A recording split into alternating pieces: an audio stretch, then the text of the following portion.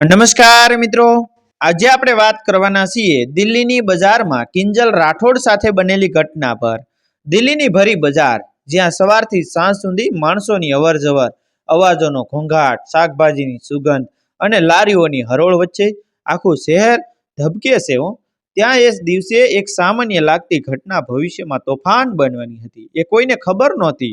શહેરની એક ખૂણે પોતાની કાર એક બાજુ ઊભી રાખી કોઈ ઓળખાણ ન પડે એ રીતે સાદા કપડામાં સજ્જ થઈ કિંજલ રાઠોડ બજારમાં પ્રવેશી। કિંજલ કોઈ સામાન્ય સ્ત્રી નહોતી, પરંતુ એ દિવસે તે પોતાની ઓળખ, દરજ્જો અને અહંકાર બધું જ પાછળ મૂકી એક સામાન્ય નાગરિકની જેમ શાકભાજી લેવા નીકળી હતી। ભરી બજારમાં ધીમે ધીમે ચાલતી, ક્યારેક ડુંગળી તરફ નજર કરે, ક્યારેક ટમેટાની તાજગી પર ધ્યાન આપે અને મનમાં વિચારે કે આજે કયું શાક લેવું। એ વિચારોમાં એટલી ખોવાઈ ગઈ કે આસપાસ શું બની રહ્યું છે એની શરૂઆતમાં તેને કોઈ ચિંતા જ ન હતી। બજારમાં શાકભાજીની ઘણી બધી લારીઓ હતી। કોઈ લારી પર ઊંચા અવાજે વેચનાર બોલતો હતો, તો ક્યાંક ગ્રાહકો ભાવતાલ કરતા ઝઘડી રહ્યા હતા। એ બધાની વચ્ચે એક લારી એવી હતી જેની તરફ કોઈ ખાસ નજર નાખતું નહોતું। એ લારી પાછળ બેઠેલી એક નાની ઉંમરની ગરીબ છોકરી, જેના ચહેરા પર મહેનતની રેખાઓ હતી, આંખોમાં ભય અને આશા બંને એક સાથે વસેલા હતા। તેની લારી પર ડુંગળી, લસણ, રીંગણ, લીંબુ, ટમેટા જેવા અનેક શાકભાજી ગોઠવેલા હતા। શાકમાં કોઈ ખોટ નહોતી, પરંતુ તેના કપડાં ફાટેલા, જૂના અને ભિખારી જેવા લાગતા હોવાથી લોકો જાણે તેને જોઈને નજર ફેરવી લેતા હતા। કોઈ ખરીદવા આવતું નહોતું અને એ છોકરી દરેક પસાર થતા માણસ તરફ આશાભરી નજરથી જોઈ રહી હતી। કિંજલ રાઠોડની નજર અચાનક એ છોકરી પર અટકી। કોઈ અદ્રશ્ય ખેંચાણે તેને ત્યાં રોકી દીધી। તેને લાગ્યું કે આ ભીડભાડમાં પણ કોઈ એવો છે જે એકદમ એકલો છે। તે ધીમે ધીમે લારી તરફ આગળ વધવા લાગી। એ ક્ષણે બજારના માહોલમાં એક અલગ જ પ્રકારનો ભાર છવાઈ ગયો। લોકોની વાતચીત ધીમી પડવા લાગી। કેટલાક ચહેરા પર ડર છવાઈ ગયો, કારણ કે ત્યાં હાજર થયો હતો આ શહેરનો પોતાને ડાકુ, રાજા અને ડોન માનતો હતો। લુખાગીરી અને ધમકીથી બધું પડાવી લેતો અહંકારથી વીરભદ્ર બજારમાં ઊભો રહ્યો। એની આંખોમાં તાકાતનો નશો, સાલમાં દાદાગીરી અને ચહેરા પર એવો અહંકાર કે જાણે આખું શહેર એની મુઠ્ઠીમાં હોય। તેણે સીધો એ ગરીબ શાકવાળી છોકરી તરફ નજર કરી। એની નજર પડતા આ છોકરીનું હૃદય ધબકવાનું બંધ થતું લાગ્યું। બજારમાં બધાને ખબર હતી કે વીરભદ્ર સામે બોલવાની હિંમત કોઈ નથી કરતું। એ માણસ પૈસા ચૂકવ્યા વગર શાકભાજી લે, ધમકી આપે, લારીઓ ઊંધી વાળી દે અને કોઈ ઉફ પણ ન બોલે। વીરભદ્રએ કડક અવાજમાં કહ્યું કે છોકરી, જલ્દી બધું શાક ભરી દે। એ અવાજમાં વિનંતી નહોતી, માત્ર હુકમ હતો। છોકરી ડરથી થરથર કાંપતી, હાથ કાંપતા હોવા છતાં શાકભાજી ભરવા લાગી। તેની આંખોમાંથી ડર ઝળહળી રહ્યો હતો અને આસપાસ ઊભેલા લોકો મૌન બનીને માત્ર જોયા કરતા હતા। આ બધું કિંજલ રાઠોડ દૂરથી જોઈ રહી હતી। એ દ્રશ્ય તેની અંદર કંઈક સળગી ઉઠ્યું। ગરીબ છોકરીનો ડર, વીરભદ્રનો અહંકાર અને બજારના લોકોની નિઃશબ્દ મજબૂરી, આ બધું મળીને કિંજલના સ્વાભિમાનને ઝંઝોડીને ગયું। તે આગળ વધતી ગઈ, પરંતુ હજી એક શબ્દ બોલ્યો નહોતો એને કે બજારના એક ખૂણે હવે એક અદ્રશ્ય તણાવ ઊભો થઈ ગયો હતો। બજારના એક ખૂણે હવે અજીબ શાંતિ છવાઈ ગઈ હતી। લોકો હોવા છતાં કોઈ બોલતો નહોતું, જાણે દરેક શ્વાસ પણ ડરથી ધીમો પડી ગયો હોય। ગરીબ શાકવાળી છોકરીના હાથ કાંપતા હતા। ડુંગળી અને ટમેટા લારીમાંથી થેલીમાં નાખતી વખતે તેની આંખો વારંવાર વીરભદ્રના ચહેરા તરફ ઉઠતી, જાણે એક ક્ષણમાં કંઈક ભયંકર થવાનું હોય। વીરભદ્ર છાતી ફૂલાવી ઊભો હતો। આસપાસના લોકોની નજરોથી તેને વધુ બળ મળતું હતું, કારણ કે એ જાણતો હતો કે આ ભીડમાંથી કોઈ પણ એની સામે ઊભું થવાનું નથી। એના અહંકારને બજારની મૌન સંપત્તિ મળી ગઈ હતી। એ જ સમયે કિંજલ રાઠોડ હવે પૂરતી નજીક આવી ગઈ હતી। તેણે ગરીબ છોકરીના ચહેરા પર પડેલા ડરને સ્પષ્ટ જોઈ લીધો હતો। એ ડર કોઈ એક માણસનો નહોતો, એ ડર એ સમાજનો હતો જે રોજ આવા લોકો સામે ચૂપ રહેવા મજબૂર થાય છે। કિંજલના પગ અટક્યા, આંખો કઠોર બની અને અંદરથી ગુસ્સાનો એક જ્વાળામુખી ધીમે ધીમે ફાટવાની તૈયારીમાં હતો। તેણે મજબૂત અવાજમાં કહ્યું કે શાકભાજી લેવું હોય તો લે, પરંતુ પૈસા ચૂકવવા પડશે. આ શબ્દો કોઈ શીશ નહોતા, પરંતુ એમાં એની દ્રઢતા હતી કે બજારમાં ઊભેલા કેટલાક લોકો અચાનક એની તરફ જોવા લાગ્યા. વીરભદ્રના કાન પર આ શબ્દો પડતા જ તેનો ચહેરો લાલ થઈ ગયો.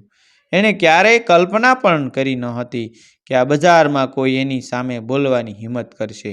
એણે ગુસ્સાથી ભરેલી નજર કિંજલ તરફ ફેરવી અને ગર્જના કરી, તું મને કહે છે? તું કોણ છે મને શીખવાડનાર? હું આ શહેરનો ડોન છું, ડોન. જીવવું હોય અને જીવતું રહેવું હોય તો મારી સામેથી હટી જા. એના શબ્દોમાં ધમકી હતી અને ધમકી સાંભળીને આસપાસ ઊભેલા લોકોના હૃદય વધુ સંકોચાઈ ગયા. કોઈએ નજર નીચે ઝુકાવી, કોઈએ પાછળ પગલાં ખસેડ્યા, પરંતુ કિંજલ રાઠોડ પાછળ ખસી નહીં.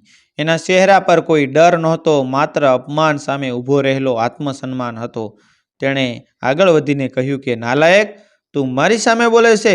તને ખબર છે હું કોણ છું? આ શબ્દ વીરભદ્રના અહંકાર પર સીધો ઘા હતા.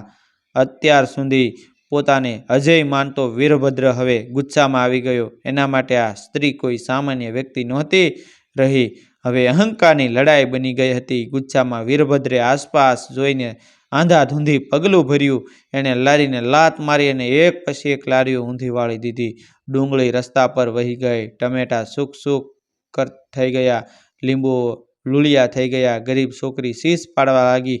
એની આખી મહેનત આંખો સામે નષ્ટ થઈ રહી હતી. વીરભદ્ર શીશ પાડતો રહ્યો, તું જે હોય એ મારે કોઈ લેવા નથી, હું આ શહેરનો ડોન છું. એ શબ્દો સાથે એનું અહંકાર આખા બજારમાં ગૂંજતું હતું. એ ક્ષણે કિંજલ રાઠોડની અંદરનો ધીરજનો તૂટેલો તાંતણો આખરે તૂટી ગયો. એ આગળ વધી કોઈ વિચાર કર્યા વિના વીરભદ્રની કોલર પકડી. બજારમાં હાજર દરેક માણસનું શ્વાસ થંભી ગયું. કોઈએ સપનામાં પણ વિચાર્યું નહોતું કે કોઈ સ્ત્રી વીરભદ્રને આ રીતે હાથ લગાવશે. કિંજલની આંખોમાં હવે આગ હતી અને એ આગમાં અહંકાર સળગી રહ્યો હતો. એ ક્ષણે આખું બજાર જાણે સમય થંભી ગયો હોય એવું લાગ્યું. કિંજલ રાઠોડે વીરભદ્રની કોલર પકડી ત્યારે આખું બજાર જાણે શ્વાસ લેવું ભૂલી ગયું. આજ સુધી જે માણસને લોકો દૂરથી જોઈને રસ્તો બદલી લેતા હતા, જેને સામે આંખ મિલાવવાની હિંમત પણ કોઈની ન કરતું, એ વીરભદ્ર આજે એક સ્ત્રીના હાથમાં કાબૂમાં હતો. ક્ષણભર માટે વીરભદ્ર પણ હબકસ્યા ખાઈ ગયો. તેને લાગ્યું કે કદાચ આ કોઈ ભ્રમ છે, પરંતુ કોલર પર લાગેલી મજબૂત પકડ અને આંખોમાં દેખાતી આગે તેને વાસ્તવિકતા સમજાવી દીધી. એની અંદરનો અહંકાર વધુ ઉશ્કેરાયો. એણે ગુસ્સાથી હાથ છોડવાનો પ્રયાસ કર્યો અને શીશ પાડીને કહ્યું કે હાથ છોડ, નહીં તો અહીં જ મારી નાખીશ. એના શબ્દોમાં હજી પણ ધમકી હતી, પરંતુ એ ધમકીમાં હવે પહેલાની જેમ આત્મવિશ્વાસ નહોતો. કિંજલ રાઠોડ એક ક્ષણ માટે પણ ડગી નહીં. તેણે કોઈ જવાબ આપ્યો નહીં, પરંતુ એનું મૌન જ વીરભદ્ર માટે સૌથી મોટું અપમાન બની ગયું. એ મૌન એવું હતું કે જેમાં વર્ષોથી જન્મેલો અહંકાર સિરાતો હતો. અચાનક કિંજલે વીરભદ્રને ઝટકો આપ્યો અને 2-3 ઝાપટ એવી તાકાતથી ચડાવી કે એના માથામાં સમકારા સવાઈ ગયા. બજારમાં ઊભેલા લોકોના મોઢા ખુલી ગયા. કોઈએ આવું દ્રશ્ય ક્યારેય જોયું નહોતું. એ ઝપાટો માત્ર ગાલ પર નહોતા પડ્યો, એ ઝાપટો વીરભદ્રના અહંકાર પડેલો હતો. વીરભદ્ર ગુસ્સામાં પાગલ થઈ ગયો. એણે આગળ વધીને કિંજલને ધક્કો મારવાનો પ્રયાસ કર્યો, પરંતુ ભીડમાંથી કેટલાક લોકો અચાનક આગળ આવી ગયા. વર્ષોથી દબાયેલો ડર હવે ધીમે ધીમે ગુસ્સામાં બદલાઈ રહ્યો હતો. લોકોના મનમાં એક જ વિચાર ઉગ્યો કે જો આજે પણ ચૂપ રહ્યા તો આ અંતક ક્યારેય ખત્મ નહીં થાય. ગરીબ શાકવાળી છોકરી તો રડી રહી હતી, પરંતુ એની આંખોમાં હવે ડર સાથે આશાનો દીવો પણ ઝળહળતો હતો. તેને લાગ્યું કે આજે કોઈ તો એની તરફથી ઊભું થયું છે. કિંજલ રાઠોડે ઊંચા અવાજમાં કહ્યું કે આ બજાર તારા બાપનું નથી, આ લોકો તારા ગુલામ નથી. એ શબ્દ બજારમાં ગુંજી ઉઠ્યા. વીરભદ્રને આસપાસથી આવતી નજરોમાં ફેરવાઈ દેખાયો. જ્યાં પહેલા ડર હતો ત્યાં હવે પ્રશ્ન હતો, જ્યાં મૌન હતું ત્યાં હવે દબાયેલો ગુસ્સો હતો. એ ક્ષણે વીરભદ્રને પહેલીવાર લાગ્યું કે કદાચ આજે પરિસ્થિતિ તેની કાબૂમાં નથી. એ જ સમયે કોઈએ પાછળથી કહ્યું કે પોલીસને જાણ કરી દેવાય છે. આ શબ્દો સાંભળતા જ વીરભદ્રનો ગુસ્સો થોડી ક્ષણ માટે ઠંડો પડ્યો. એણે આજુબાજુ નજર ફેરવી ભાગવાનો વિચાર કર્યો, પરંતુ ભીડ હવે વધુ ધન બની ગઈ હતી. લોકો રસ્તો આપતા નહોતા. કિંજલ રાઠોડ શાંત ઊભી રહી, પરંતુ એ શાંતિ તોફાન પછીની નહોતી, એ તોફાન પહેલાંની હતી. એણે પોતાના ફોન પર વાત કરી અને થોડી જ વારમાં ત્યાં પોલીસ આવી પહોંચી. પોલીસની હાજરીમાં વીરભદ્રનો અહંકાર ધીમે ધીમે ઓગળવા લાગ્યો. જે માણસ પોતાને આ શહેરનો રાજા માનતો હતો, એ હવે હાથકડી પહેરાવતી વખતે નીચું જોઈ રહ્યો હતો. લોકોના ચહેરા પર સંતોષ હતો, પરંતુ સાથે સાથે આશ્ચર્ય પણ હતું. આ બધું શક્ય બન્યું કારણ કે એક સ્ત્રી ડરી નહીં. ગરીબ શાંકવાળી છોકરી કિંજલ તરફ જોઈ રહી હતી, આંખોમાં આંસુ અને ચહેરા પર આભાર. બજારમાં લોકો હવે ચર્ચા કરી રહ્યા હતા કે આ સ્ત્રી કોણ છે, એમાં એટલી હિંમત ક્યાંથી આવી. ત્યાં જ પોલીસની ગાડી બજારમાંથી આગળ વધતી ગઈ ત્યારે લોકોની નજર વીરભદ્ર પર જ અટકી રહી. જે માણસ થોડા સમય પહેલા સુધી છાતી ફૂલાવીને ચાલતો હતો, એ હવે હાથકડીમાં બંધાયેલો નજર નીચે ઝુકાવીને બેઠો હતો. પરંતુ વીરભદ્રના મનમાં શાંતિ નહોતી. એની આંખોમાં હજી પણ આગ સળગી રહી હતી. એ આગ હવે બજાર માટે નહોતી, એ આગ ખાસ કરીને એક જ નામ પર કેન્દ્રિત થઈ ગઈ હતી, કિંજલ રાઠોડ. એને મનમાં એક જ વિચાર ફરી ફરીને આવતો હતો કે આ સ્ત્રી કોણ છે, જેણે મને બધાની સામે અપમાનિત કર્યો. એના અહંકારને લાગેલો આ ઘા સામાન્ય નહોતો, અને એ ઘા સહન કરવું એના સ્વભાવમાં નહોતું. પોલીસ મથકે પહોંચતા જ વીરભદ્ર ફરી પોતાના જૂના રંગમાં આવવાનો પ્રયાસ કરવા લાગ્યો. એણે અધિકારીઓ સામે પણ ધમકીભર્યા શબ્દો ફેંક્યા, પોતાને મોટા લોકોના નામ સાથે જોડીને બસાવવાનો પ્રયાસ કર્યો. પરંતુ આ વખતની પરિસ્થિતિ અલગ હતી. બજારમાં થયેલી ઘટના હવે માત્ર ઝઘડો નહોતી રહી. ગરીબ શાકવાળી છોકરીનું રડતું ચહેરું, ઊંધી વળેલી લારીઓ અને ભીડમાં ઊભેલા લોકોના નિવેદનો, આ બધું વીરભદ્રની સામે પુરાવા બનીને ઊભું હતું. પોલીસ અધિકારીઓએ પણ સ્પષ્ટ કહી દીધું કે આ વખતનો મામલો સહેલો નથી. બીજી તરફ બજારમાં ઘટનાના તરંગો ફેલાઈ રહ્યા હતા. લોકો એકબીજાને કહેતા હતા કે કેવી રીતે એક અજાણી સ્ત્રીએ વર્ષોથી ચાલતા આતંક સામે અવાજ ઉઠાવ્યો. ગરીબ શાકવાળી છોકરી પોતાની ઊંધી વાળેલી લારી પાસે બેઠેલી હતી. શાકભાજી રસ્તા પર પથરાયેલા હતા, પરંતુ હવે તે એકલી નહોતી. કેટલાક લોકો આગળ આવી તેને મદદ કરવા લાગ્યા. કોઈએ ડુંગળી ભેગી કરી, કોઈએ ટમેટા, અને કોઈએ પૈસા આપી તેની મહેનતને વળતર આપ્યું. એ છોકરીને સમજાઈ ગયું કે એક વ્યક્તિના સાહસથી આખું વાતાવરણ બદલાઈ શકે છે. કિંજલ રાઠોડ બજારથી શાંત રીતે બહાર નીકળી. તેણે કોઈ વખાણ કે શાબાશી સ્વીકારી નહીં. તેના માટે દિવસ કોઈ બહાદુરી દેખાડવાનો દિવસ નહોતો, એ તો માત્ર પોતાનું અંતરાત્મા સાંભળવાનો દિવસ હતો. પરંતુ તેની પાછળ વાતો વધી રહી હતી. લોકો પૂછતા હતા એ સ્ત્રી કોણ હતી, એમાં એટલી તાકાત ક્યાંથી આવી. કેટલાક લોકો કહેતા કે એ કોઈ મોટા ઘરાણાની હશે, તો કોઈ કહેતા કે એ કોઈ અધિકારી હશે. પરંતુ સત્ય હજી બહાર આવ્યું નહોતું. એ જ સમયે વીરભદ્રની દુનિયામાં હલચલ મચી ગઈ હતી.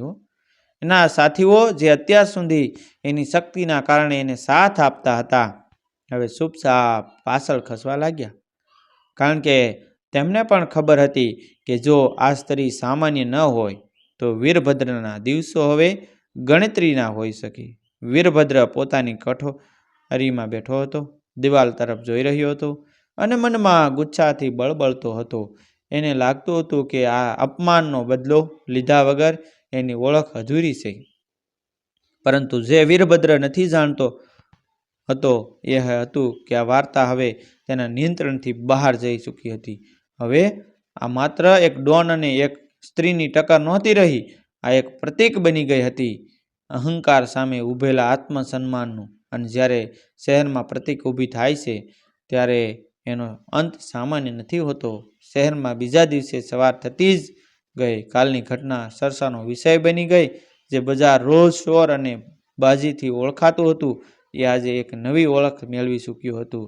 દરેક ગલી, દરેક ચાની દુકાન, દરેક બસ સ્ટેન્ડ પર એક જ વાત ચાલી રહી હતી કે કાલે એક સ્ત્રીએ વીરભદ્રને ભરી બજારમાં ઘૂંટણે લાવી દીધો. લોકો વર્ષોથી જે ડર પોતાના મનમાં દબાવી રાખતા હતા, એ ડર હવે ધીમે ધીમે ઓગળવા લાગ્યો હતો.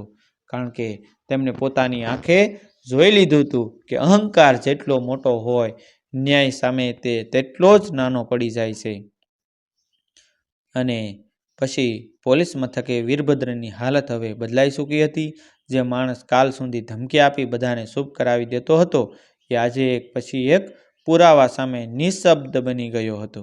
ગરીબ શાકવાળી છોકરીનો લેખિત નિવેદન, બજારમાં હાજર લોકોના સાક્ષી શબ્દો અને અગાઉની અનેક ફરિયાદો જે ડરથી બહાર આવી ન હતી, હવે એક સાથે આ બધું સામે આવી રહ્યું હતું. વીરભદ્રને સમજાઈ ગયું હતું કે આ વખતનું ઝાડું મજબૂત છે. એના સાથીઓએ પણ હવે મોઢું ફેરવી લીધું હતું.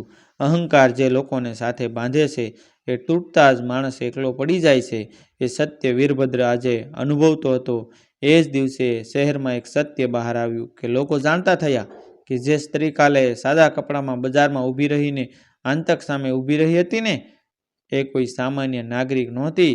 કિંજલ રાઠોડ એક એવી સ્ત્રી હતી જે પોતાની ઓળખ છુપાવી સમાજને નજીકથી જોવા માંગતી હતી. છતાં પૈસા અને ઓળખ હોવા છતાં તેણે સામાન્ય લોકો વચ્ચે રહીને અન્યાયને અનુભવ્યો હતો. અને જ્યારે એ અન્યાય તેની આંખ સામે થયો ત્યારે ચૂપ રહી શકી નહીં. એ દિવસે એણે કોઈ હોદ્દો કે ઓળખનો ઉપયોગ કર્યો નહોતો. માત્ર ને માત્ર હિંમત અને આત્મસન્માનનો કર્યો હતો. ગરીબ શાકવાળી છોકરીની જિંદગી પણ એ ઘટનાથી બદલાઈ ગઈ. લોકો હવે તેની લાઈ પાસે ખાસ કરીને ખરીદી કરવા આવવા લાગ્યા. કોઈ દયા માટે નહીં, પરંતુ સન્માન માટે. છોકરીના ચહેરા પર હવે ડર નહીં, પરંતુ આત્મવિશ્વાસ દેખાતો હતો. તેને સમજાઈ ગયું હતું કે દુનિયામાં હજી પણ એવા લોકો છે જે શક્તિનો ઉપયોગ દબાવવા માટે નહીં, પરંતુ બચાવવા માટે કરે છે. તેણે દિલથી કિંજલ રાઠોડ માટે દુઆ કરી, એવી દુઆ જે શબ્દોમાં નહીં પરંતુ આંખોમાંથી વહેતા આંસુઓમાં હતી. વીરભદ્રને અંતે કાયદાના કડક હાથ સામે ઝૂકવું પડ્યું. જે માણસ પોતાને આ શહેરનો રાજા માનતો હતો એ આજે પોતાની જ કરેલી કરામતોના કારણે ઓળખ વિના બની ગયો. એના અહંકારનો અંત કોઈ લોહિયાળ બદલા સાથે નહીં, પરંતુ સત્ય અને ન્યાયની શાંતિભરી જીત સાથે થયો. અને એ જ એની સૌથી મોટી હાર હતી. કિંજલ રાઠોડ ફરી એકવાર પોતાની સામાન્ય જિંદગીમાં પરત ફરી ગઈ. કોઈ ઘોષણા નહીં, કોઈ શોર નહીં, પરંતુ શહેરમાં એક અદ્રશ્ય બદલાવ રહી ગયો. લોકો હવે અન્યાય સામે ચૂપ રહેતા પહેલા 2 વાર વિચારવા લાગ્યા, કારણ કે તેમને ખબર પડી ગઈ હતી કે એક અવાજ પણ જો સાચો અને દ્રઢ હોય તો એ આખા આતંકને હલાવી શકે છે. તો મિત્રો, આ વાર્તાની જે રચના છે એ સત્ય આધારિત રચના કરવામાં આવી છે. તેમાં આવતા તમામ પાત્રો, દ્રશ્યો, સ્થળ, દરેક વસ્તુ કાલ્પનિક છે. આવા જ વિડીયો જોવા માટે અમારી ચેનલ સાથે બન્યા રહીશું. અમારી ચેનલને સબસ્ક્રાઇબ કરી દેજો. થેન્ક યુ મિત્રો. મળશું આપણે એક નવા વિડીયો સાથે, એક નવી સ્ટોરી સાથે. Thank you. આભાર.